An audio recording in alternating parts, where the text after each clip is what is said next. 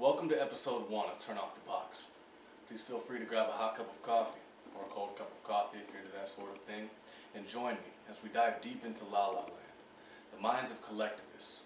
MSNBC is one of many networks to have sold out to the communistic one-world government type views.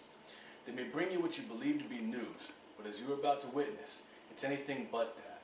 And I hope you'll realize the much more nefarious intentions of a network such as this, from race hustling for profit and division, to pushing for gun control and attempting to create a society of victims, to full-blown attempts at destroying what's left of American family values. Welcome to what is known as MSNBC. Let's begin with this segment. And remember that these aren't stray broadcasts. This is the agenda with these people every single time. We have never invested as much in public education as we should have because we've always had kind of a private notion of children. Your kid is yours and totally your responsibility. We haven't had a very collective notion of these are our children. So part of it is we have to break through our kind of private idea that kids belong to their parents or kids belong to their families and recognize that kids belong to whole communities. Once it's everybody's responsibility and not just the households, then we start making better investments. Telling you that your child belongs to the collective, the village, if you will.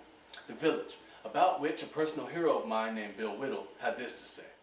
Hillary Clinton's most famous book, called It Takes a Village, talks about how important the shared community is. But this man, who saved countless lives in poor villages for essentially no pay, said that's exactly backwards.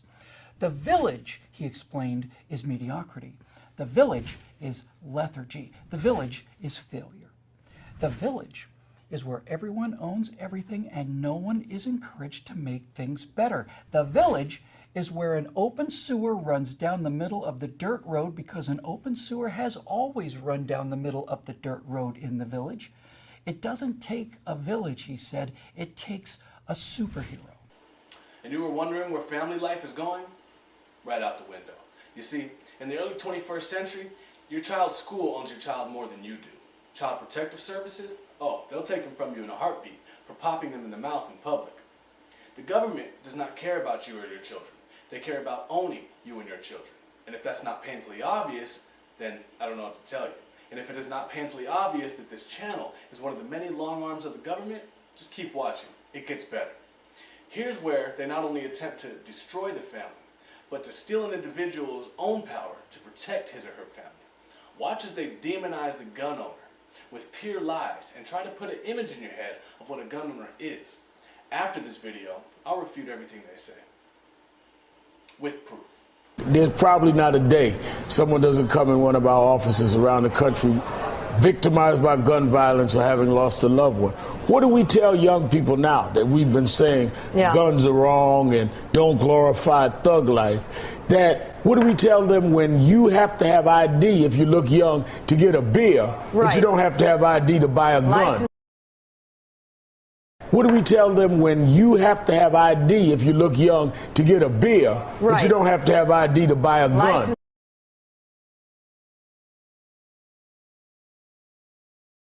You know, in 2011, there were 17 U.S. citizens killed in terrorist attacks. Contrast that to about 4,700 who were killed in workplace incidents and 31,000 plus who were killed by gun violence. These are incidents that are happening right now around us. We tend to react very viscerally to the terrorist attacks, even though they cause the least amount of death. And that's obviously for a reason. They're tragic events in their own right. But we don't have a system that's geared toward dealing with the problem that's there every day, day in and day out, and that's workplace tragedies and gun-related tragedies. The last time I checked, it was the legal firearms owners in the United States of America that dissuaded crime. The last time I checked, all of these mass shootings to which these loving, caring individuals refer to all happened in gun-free zones. All of them.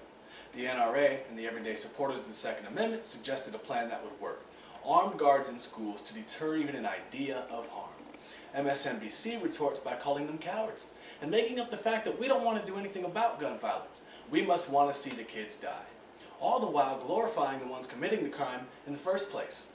This idiot on the news states that on average 31,000 plus people are killed by gun violence per year in the United States. Funny thing is, the FBI puts out annual statistics. The FBI says that in 2012, the latest year available, less than 9,000 people were killed by firearms, in a country of 350 million people. 5% of those gun homicides, 1 in 20, occurred in one city alone, Chicago. I'll tell you what supporters of the Second Amendment do about gun violence. We arm ourselves, because we know that an armed society is a polite society. We know that Chicago is the murder capital of the United States, and guns are already impossible to own for the average citizen. But who can have guns in Chicago? A place that the coward Al Sharpton so conveniently pretends law-abiding citizens can own firearms. Police can have guns in Chicago, and they do. Thugs can have guns in Chicago, and they do. When you live in Chicago, the city most restrictive of gun rights, anyone can kick down your door and have their way with you at any time. All of the clowns at MSNBC will call a righteous person a coward. But I'll tell you who the cowards are. The cowards are these news anchors sitting behind their desk and telling you how to live. The cowards are the people who sit safely inside their workplace surrounded by armed security and tell you that you don't need to own firearms. You don't need to protect yourself. They never do a thing but talk. The cowards use children to push their agenda. They cry crocodile tears in the day and laugh all the way to the bank at night. The cowards are these people you see on your screen working in tandem with the government's current agenda to disarm you and gain power over you. You know what kind of people do these things? Bullies. And bullies are cowards. They take what they want at any expense, even if it's the vote.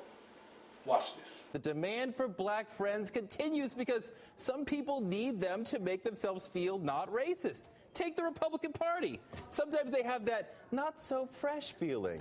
What? I mean fresh in the hip-hop sense. What did you think I meant? Gross. Anyway, their recent autopsy found that they must, quote, be committed to building a lasting relationship within the African-American community based in mutual respect and with a spirit of caring.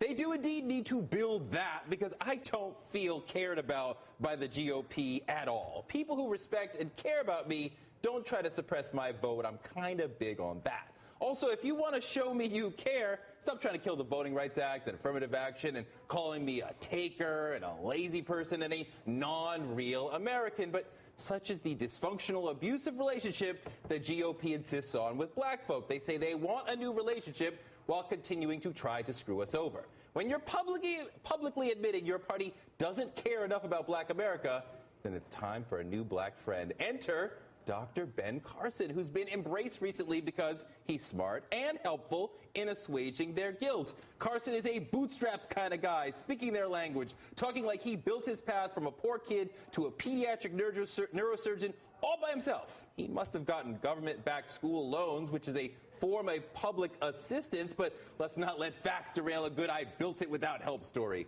Carson is a brilliant medical thinker, but he's got intellectual tumors in his mind like a flat tax, which is regressive and ignorant in the face of American wealth inequality, where the top 1% own 35% and the bottom 60% own 2.3%.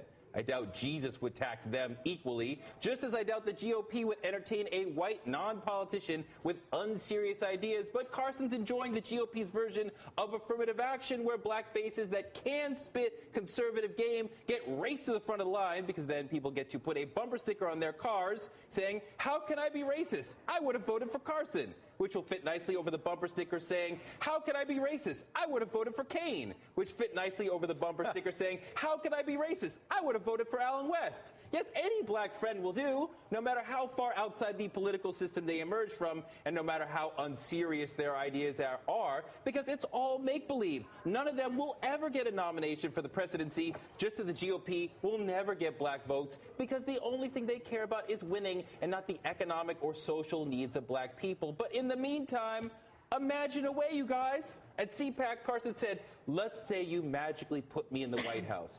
But my brother, no magic is required to accomplish that. As soon as the sequester ends, you could take a White House tour. Do you see it yet? Or are you still watching with a closed mind? Who really perpetuates racism? Who really keeps people on the plantation? Who really fiends for power? I know one network that participates in all the above, and it's only the first network that I intend to expose. Stay tuned.